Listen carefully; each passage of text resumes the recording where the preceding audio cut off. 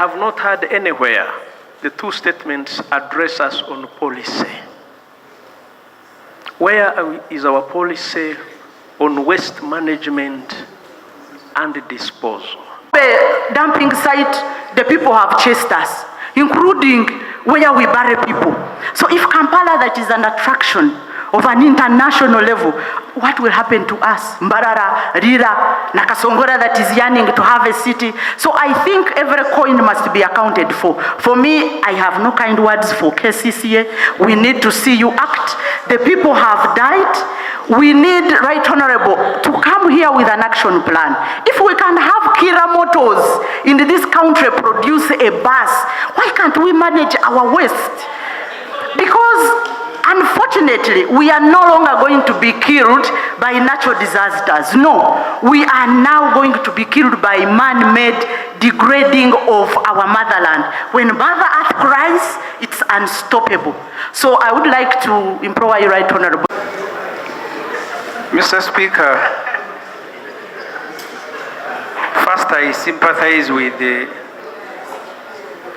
colleagues who accept to be appointed ministers. Why do I sympathize? The Minister for Kampala, when you asked her to respond, she was as crying as any other member of this parliament. We did this, we did this, we did this. I don't know why you accept to be ministers in a government like this.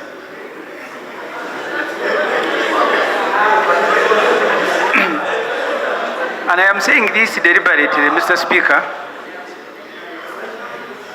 because I have seen here, I have seen the Vice President and the Prime Minister, after their appointment, going to Gulu to thank General Sali. You all have contributed to creating this disaster of one man taking every decision. That's why all of you here, Cabinet, you are here crying. Why don't you convene a cabinet meeting and take a decision? You come to Parliament to cry. So what do you want us to do?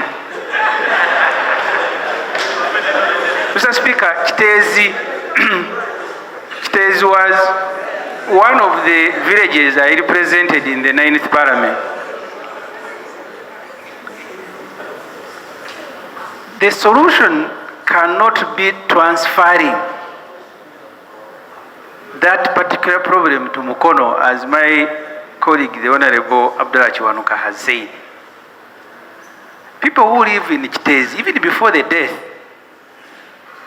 because the waste you put there is not processed, it has attracted all the dogs in the world,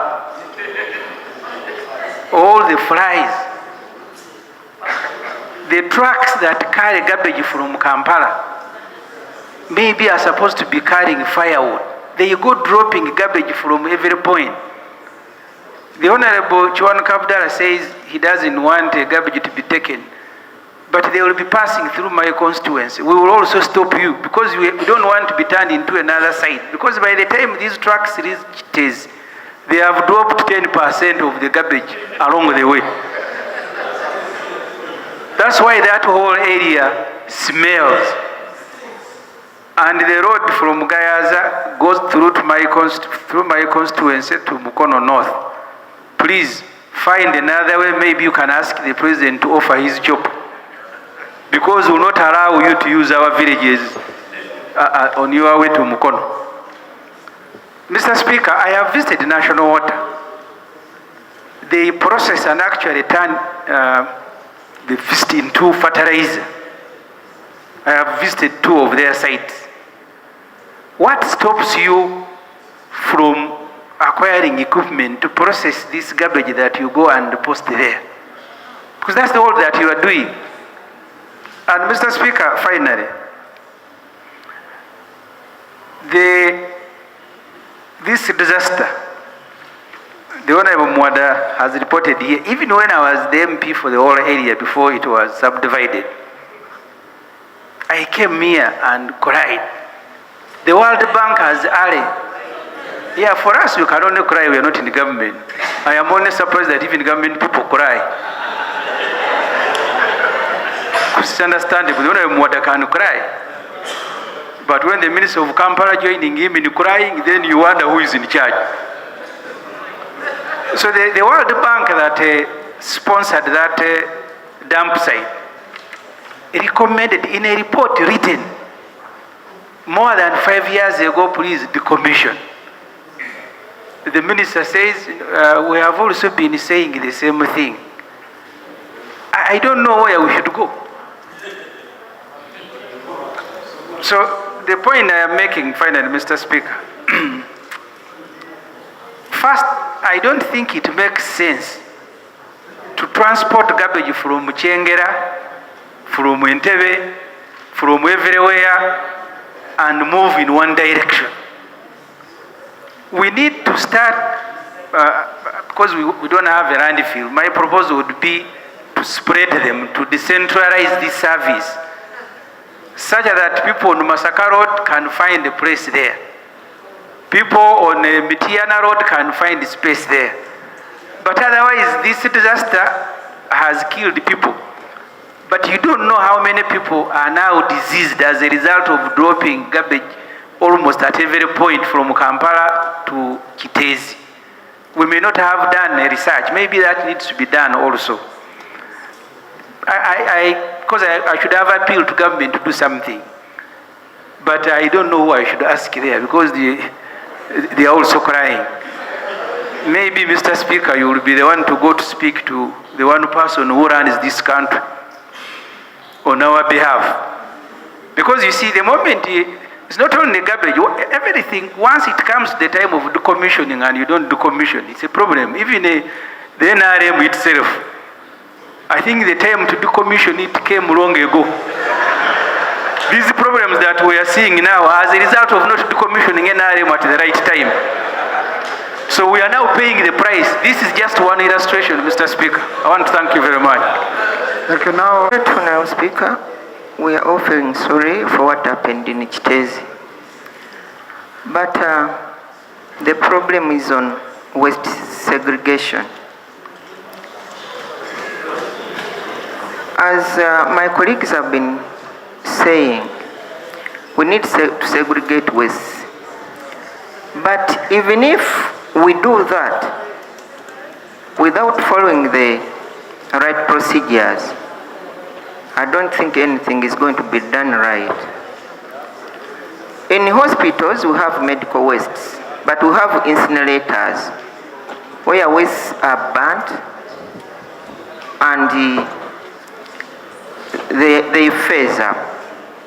But here in the local government, I think KCCA is failing to manage the wastes. It would be prudent if wastes are collected and they are burnt.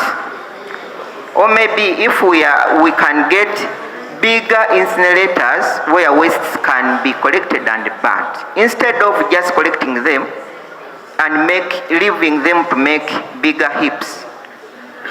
When you look into this, these wastes are going also to cause different diseases to these people in Kiteezi, because Kiteezi is a slum area. We are focusing on these other people who are nearby the dumping area where the incidents occurred. But then how about these other people who are in the nearby villages? They are going to end up getting typhoid, malaria, dengue fever, and so on. And this, as Honorable Christian was talking about the recycling, it should stop, because these Chinese whom they were talking about, they were going to pick plastic wastes, but they end up recycling bottles of mineral water, and it comes back to the public. The TB is at a high increase, and because of these plastic bottles which are not sterilized, They just wash them and they are brought back to the public. And lastly, Right Honorable Speaker, we are also getting the same problem in Bukomansimbi district. I don't know how we are going to be helped because the town council is full of wastes and they are also making higher heaps. So people are going to get diseases and the same incidents may also happen in our area. I thank you and I Dr. Wanka, Honorable